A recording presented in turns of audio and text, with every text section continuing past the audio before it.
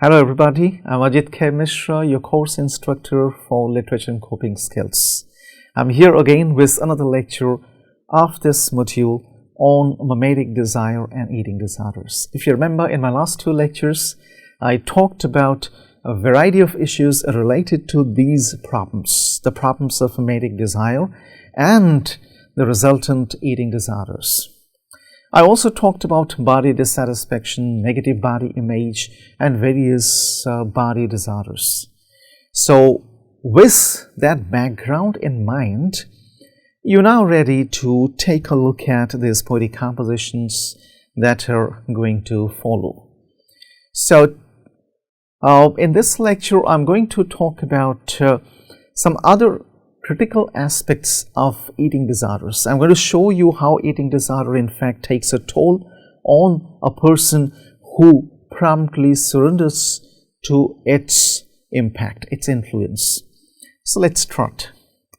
As you know, today I'm going to talk about Carol Ann Duffy's The Diet, and then I'll show you how we can in fact devise a plan so that we can protect ourselves from falling victims to the impact of mimetic desire and eating disorders, and we can also simultaneously help others stay away from this menace. So let's take a look at each of these elements.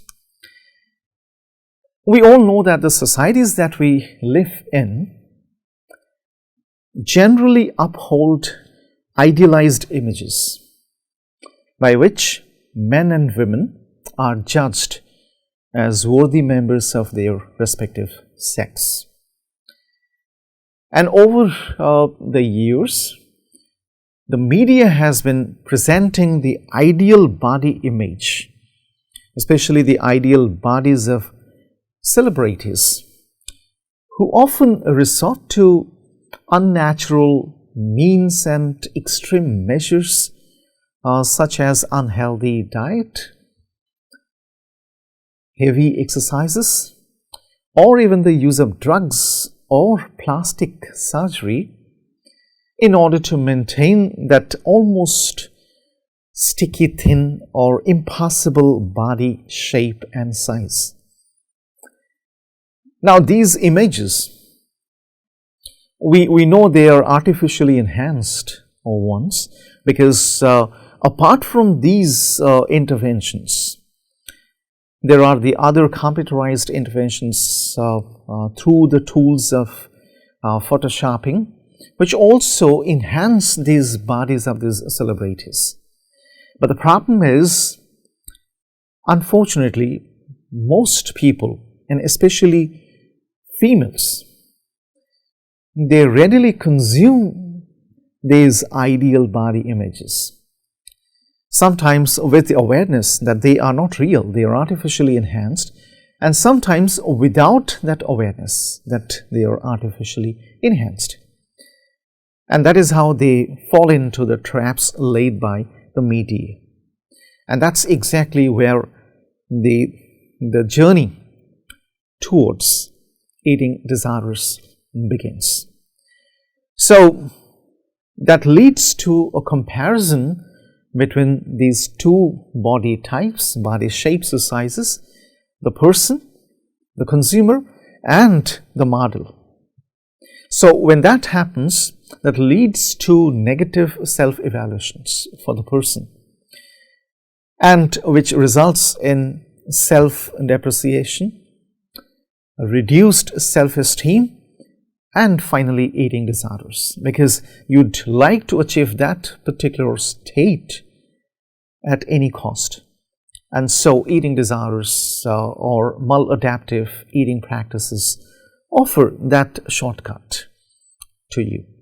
So that's why it's very, very important that we understand this artificiality of the ideal body image, so that we can protect ourselves.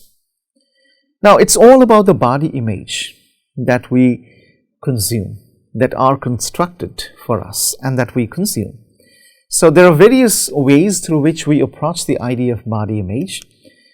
The first is the perceptual one, that means the way I see myself, how I look, how I appear, how do people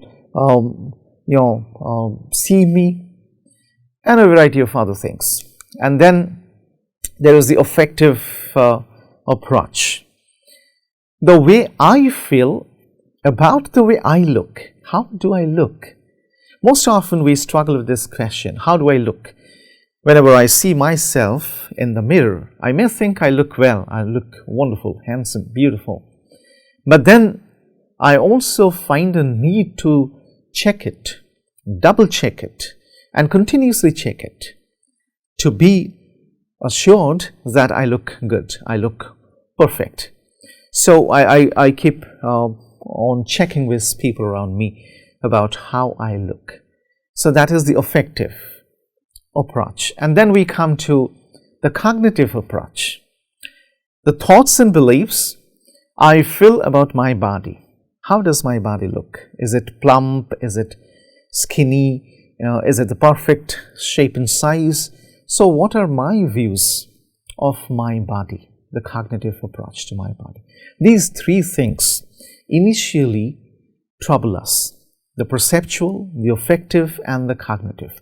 So the impact of these three approaches is so strong that they lead to certain behavioral changes in us, and that's exactly when we enter the behavioral zone and we adopt the behavioral approach, and that's exactly when we begin to do things to ourselves and our body.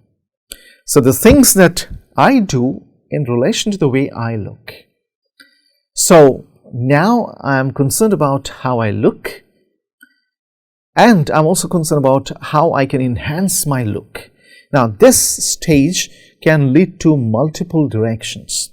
For example, starting with starvation or a strict diet regime to some artificial or surgical interventions.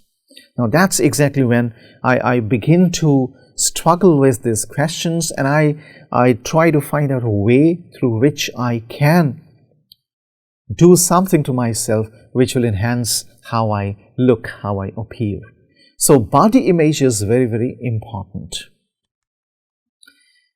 And why is this, the body image? Why is the body image such an important thing that troubles us so much, that troubles almost everyone?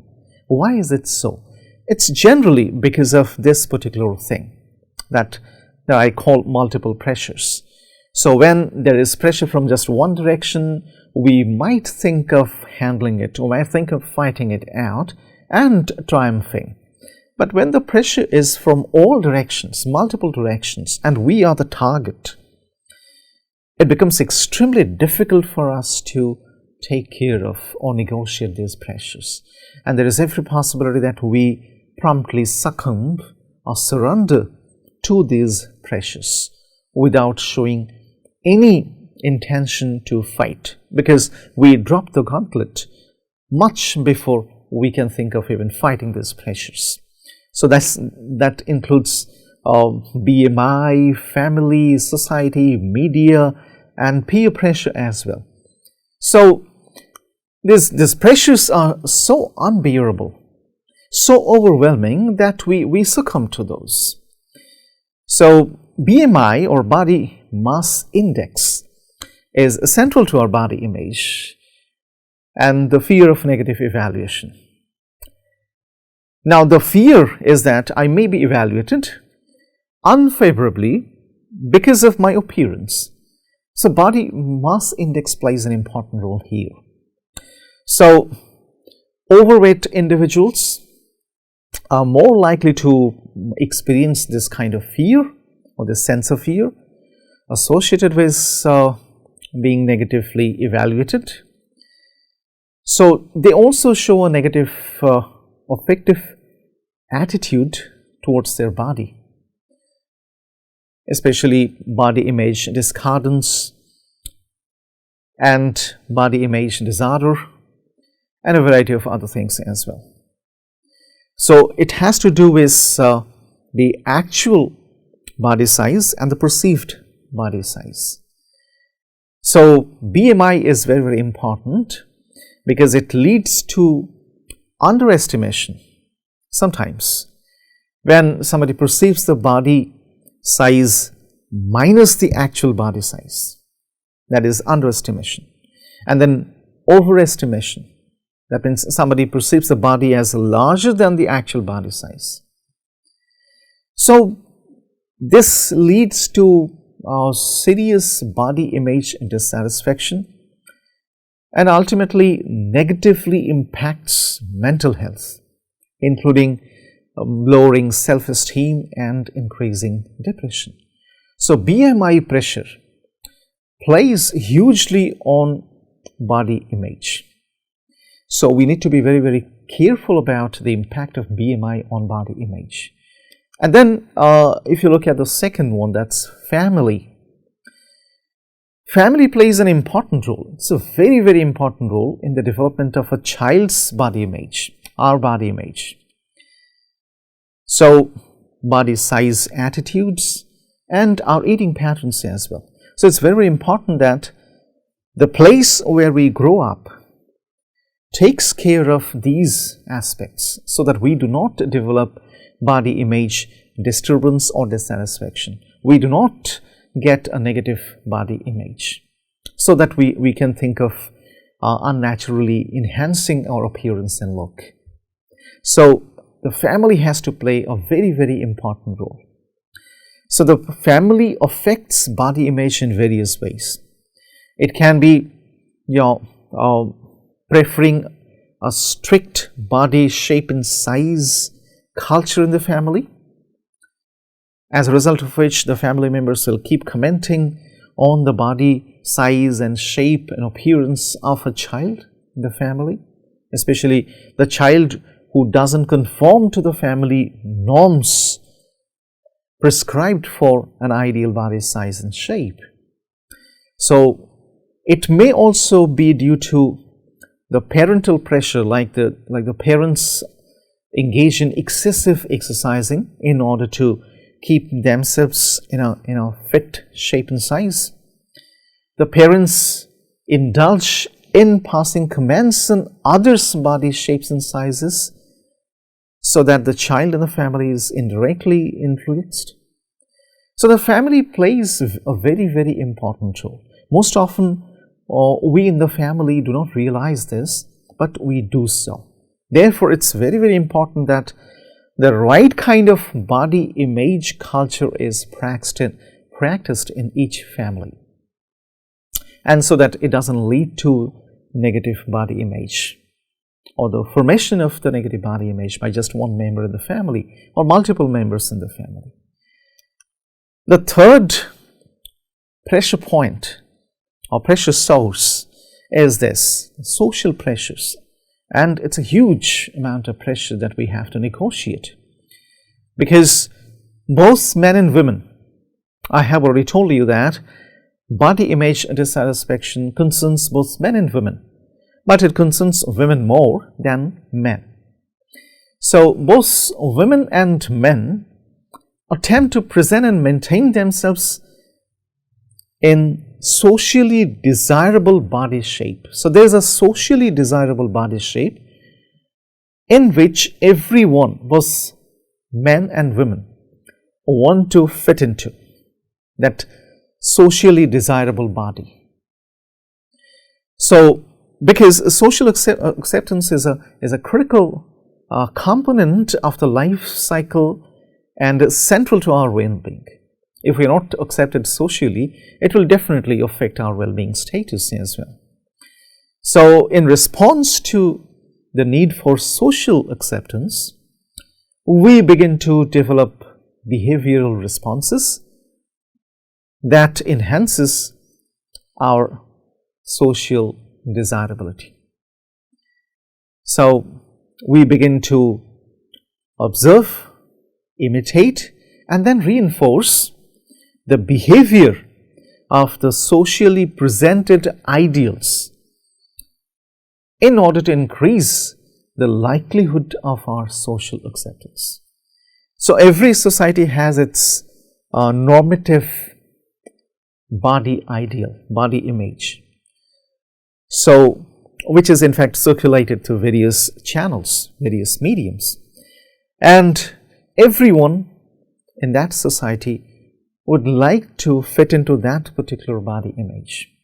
And when that happens, we begin to imitate the behavior, and then we observe, and then we try to reinforce these ideals for ourselves as well.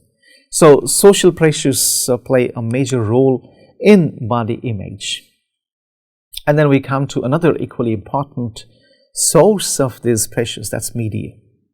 We all know how media in fact influences the way we perceive our body, the way we approach our body, and the way we behave with our bodies, and the various ways that we try to enhance our body image.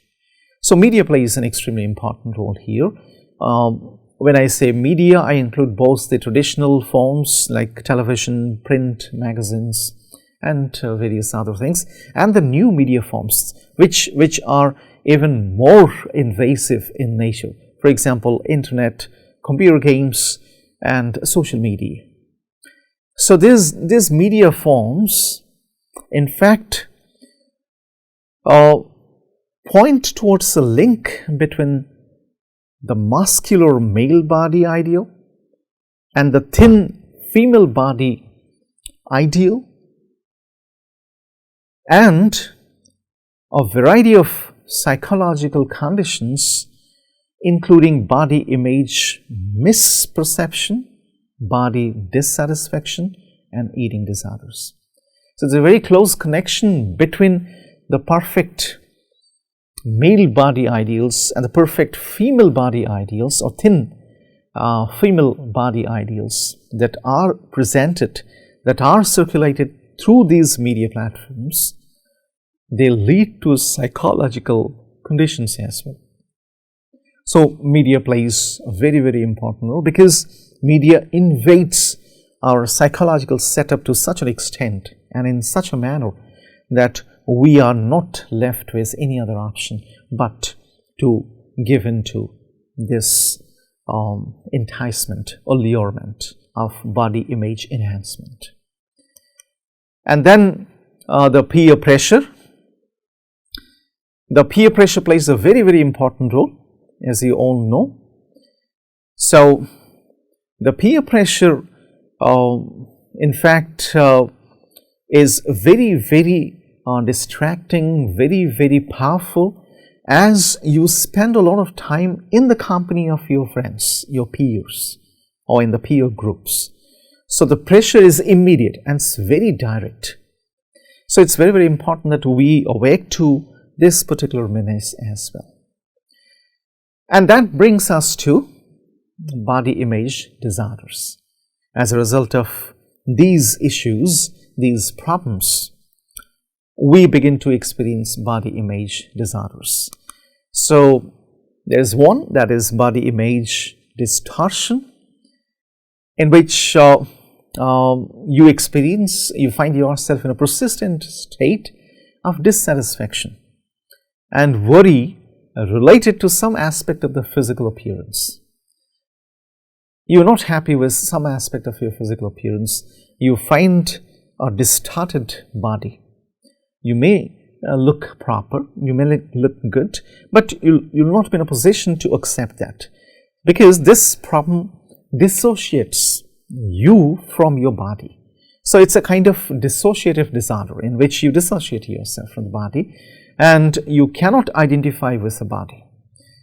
So the body turns out to be your enemy. In fact, you always find some defect, some problem in your body, and that will lead to various image distortions as well.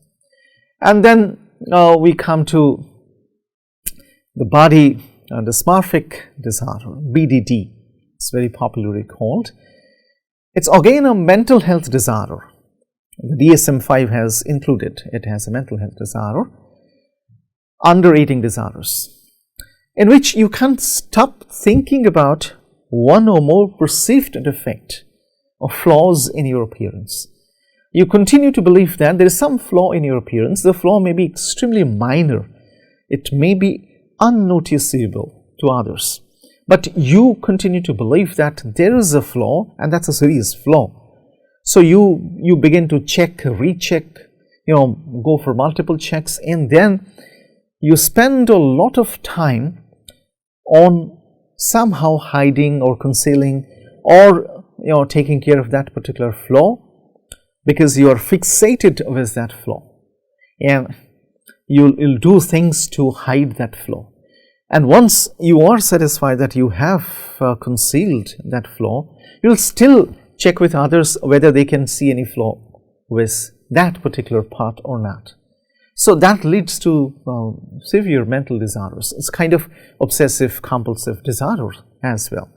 So these are some of the body disorders that you will experience, which will promptly push you into the vicious cycle of body dissatisfaction.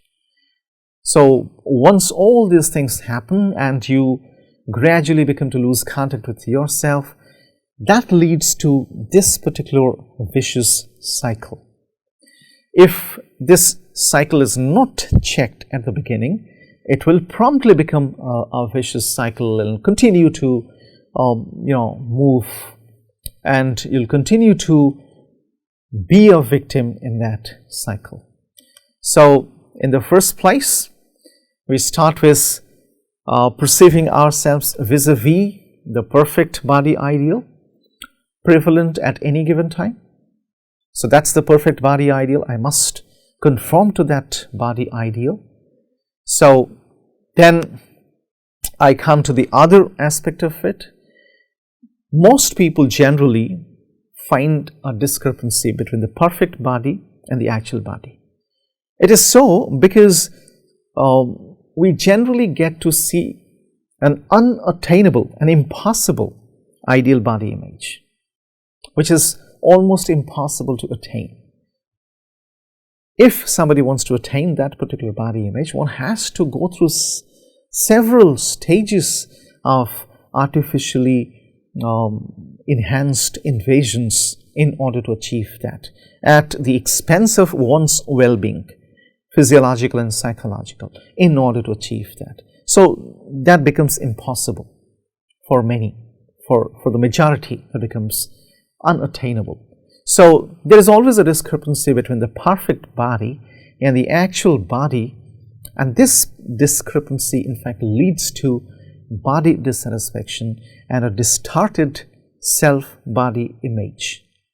So when that happens, that furthers the cycle, and then we begin to set unrealistic goals for ourselves so that we can emulate the perfect body, because we cannot do without it. That has posed a challenge for us. If you remember mimetic desire, you have developed a rivalry for the mediator, not for the object. So the mediator becomes your rival, so you can do anything, you can go to any extent to win over your mediator. So how can that happen?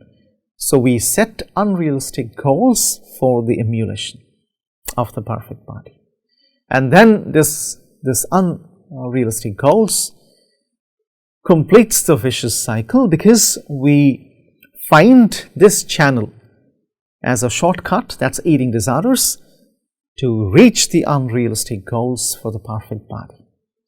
So that completes the vicious cycle, and then it becomes a continuous process, and we continue to play the victim in this process, in this vicious cycle, and it becomes extremely difficult for us to come out of it. So now the vicious cycle is complete. When that is complete, we find completely trapped in it. So I must tell you all that body image dissatisfaction is a strong predictor of eating disorders. If I'm dissatisfied with my body, I'll definitely resort to eating disorders or maladaptive eating practices. This is not all. There are some people who can also subject their bodies to intense scrutiny and to become fixated on attaining a certain size, because size and shape matter. And then these cultural images of thinness, they reinforce this particular idea, this particular behavior. So once that happens, I may resort to extreme acts to attain my unrealistic goals, such as starvation, purging, and over-exercising. So that is how I'll begin to play with my body. I'll begin to harm my body. I'll begin to subject my body to severe acts of pain and suffering. So that brings us to eating disorders again. So you know, anorexia nervosa. So a person with anorexia nervosa intentionally restricts the food intake as a way to help him or her manage emotional challenges, because such behavior generally involves a fear of gaining weight or a desire to lose weight. So it's all about the weight gain. Eating disorders are all about the weight gain. We either want to lose weight or we do not want to gain weight. If I am thin enough, if I am the perfect body shape and size today, I may still experience that fear because I do not want to gain any more weight, so that my perfect body will be distorted. If I do not have the right kind of body size or shape today because of an extra amount of weight, I may be obsessed with the idea to lose weight. So it's all about gaining or not gaining weight and losing weight. So in either ways, it's all about the weight. So people do a lot of things when it comes to the weight gain. People begin to starve, people begin to follow a strict diet regime, that is anorexia nervosa, or people, since they cannot stop themselves from getting the desire to eat, they engage in bulimia nervosa. So when that happens, in bulimia nervosa, we take a lot of food, usually at short intervals or brief intervals, and then we engage in the act that is called binging. And then during this periods of binging, we cannot stop ourselves from eating a lot of food, and finally we compensate that particular binging activity by purging, fasting, and subjecting ourselves to rigorous exercise modules or regimes. So that's how these eating disorders actually play heavily on us. So, and then besides, when you take a look at these eating disorders, there are serious physiological and psychological consequences. You can very quickly see that very, very well. You can say it affects the hair and the skin. It affects the blood vessels as well. It affects the intestines, the kidney, the bones, the muscles, almost everything. And then it also affects the brain severely. So I talked about how eating disorders affect brain functionings by severely altering certain brain components or brain regions. So when you look at it, it affects us from toe to the top, or top to toe. That means we are completely affected by eating disorders. So we need to wake up to this particular call of the menace. So that brings us to a very, very interesting proposition. And as I told you a while ago, it's all about the weight game. So the weight game is generally played through the diet regime. So the diet becomes extremely important, and it is one of the most popular words in our times. For the past few decades, it has been ruling the vocabulary list. It's widespread, it's pervasive. Everyone talks about diet, everyone uses this word diet. So diet is probably, the word diet is probably our favorite diet these days. So we are obsessed with the idea of the diet and with the actual diet as well. So despite being fully aware of the adverse effects and life-threatening nature of eating disorders, we humans so readily embrace this suicidal attitude to our lives. Now that's very, very surprising. On one hand, we know that we are gradually falling into the trap. We still do that. So with this in the background, I'll now walk you through Carol and Duffy's The Diet, which is a classic example of this perfect body obsession which ruins our well-being, because it makes our comeback, our return to normal life, absolutely impossible. So that's how it ruins our well-being. So let's take a look at Anne Duffy's The Diet. So the diet is a very simple and straightforward poetic composition, as it tells us how, especially from a third person perspective, it tells us how a woman who is excessively obsessed with her thin ideals, because she has internalized the thin ideal, and she is therefore excessively obsessed with her body, as a result of which she has resorted to strict fasting regimes or diet regimes. But since she cannot manage to starve herself for a long time, because she experiences the eating or the food desire continuously, she also engages in binging. So we can see the shift between fasting and binging in this poem. Either ways, they are absolutely adverse to our well-being. They are disastrous to our wellness. So when you look at the first segment of this composition, see that in the first segment, the person who begins to go on diet finds this absolutely fantastic, because the person is absolutely happy with the diet. The diet worked like a dream. It was like a dream coming true, because it helped this person, this woman, shed her weight like anything. Therefore, the diet worked like a dream. No sugar, salt, dairy, fat, protein, starch or alcohol.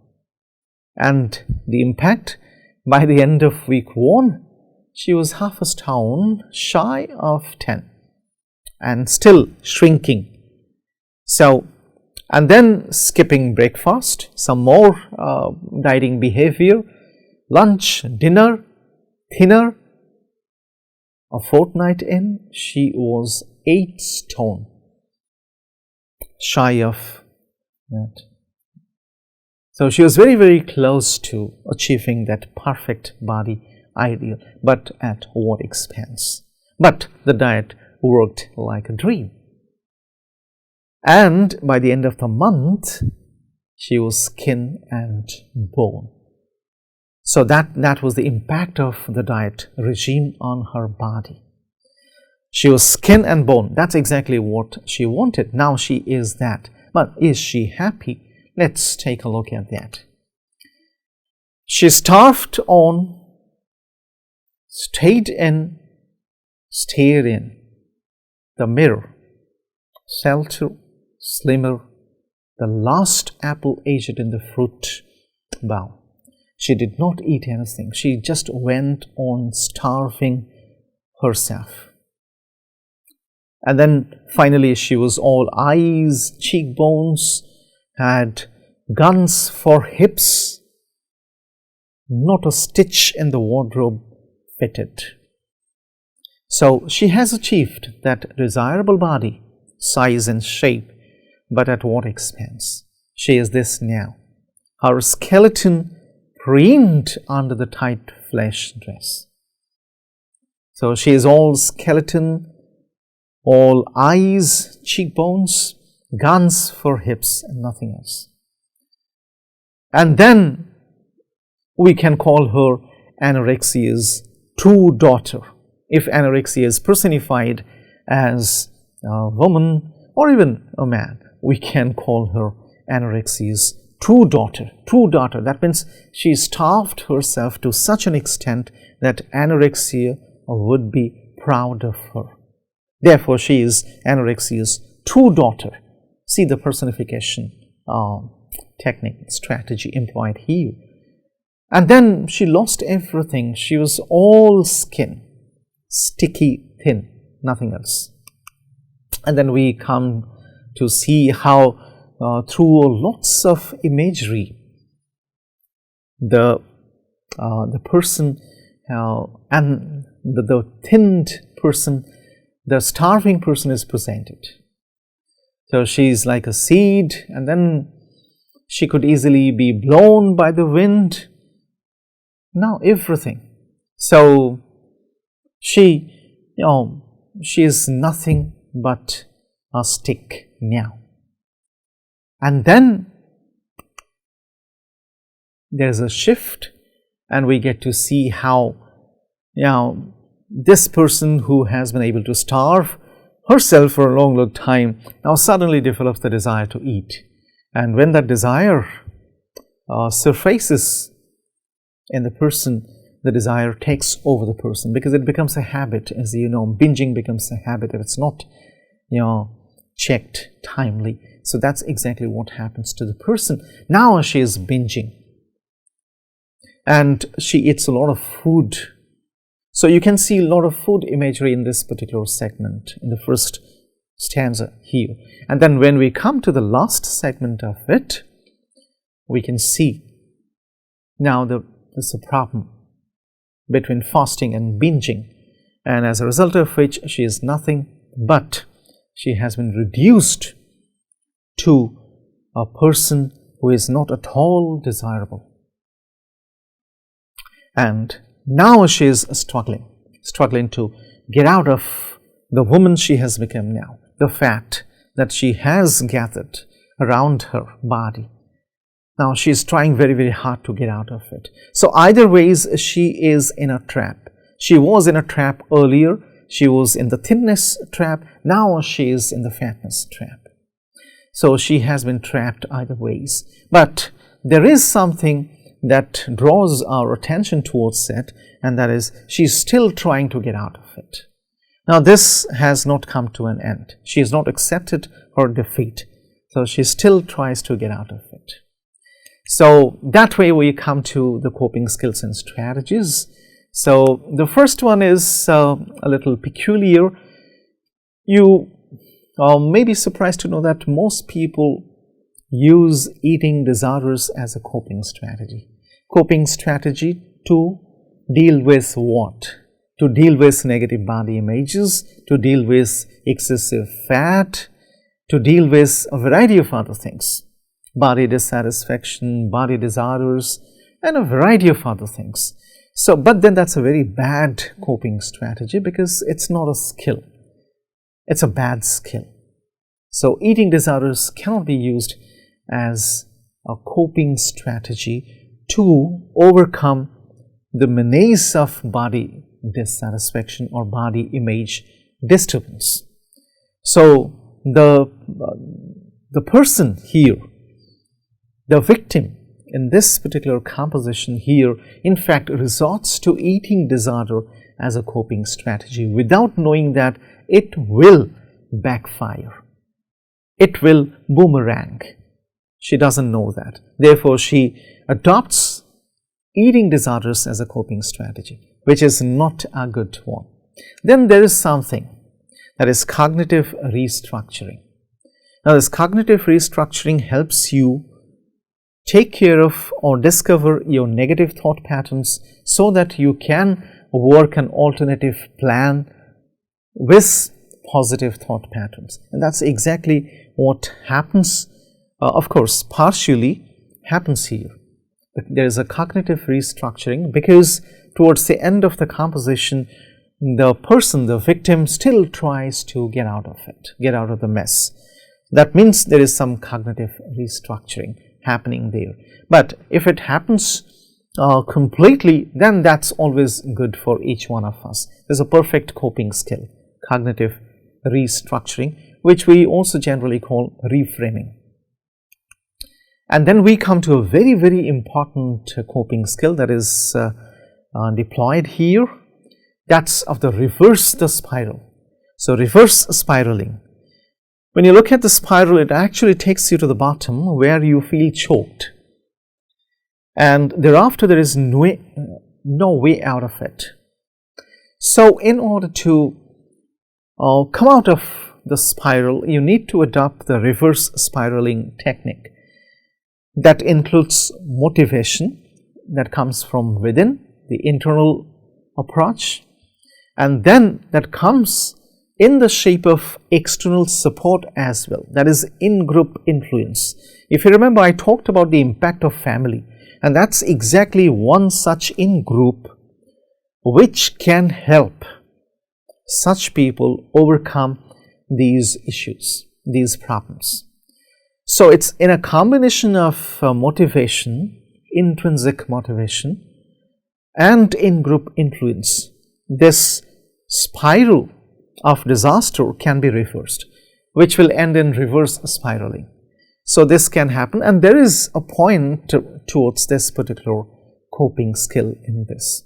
That means at every stage there is no fixity, there is no stuckness, because the victim moves from one point to the other. It's all about moving on.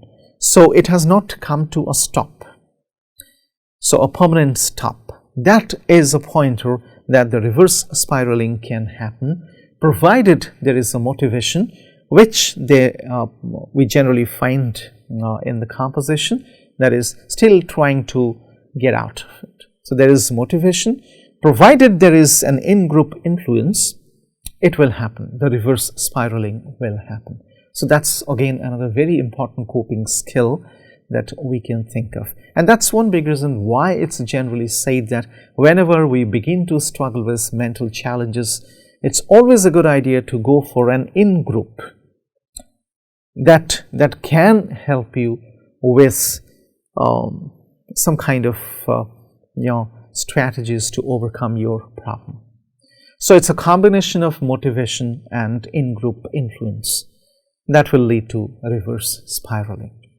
So, with that, we come to the end of this lecture. I hope you have liked the things that I discussed in this lecture, and I also hope that you have been enriched by the insights that I shared with you, or the insights that are related to eating disorders.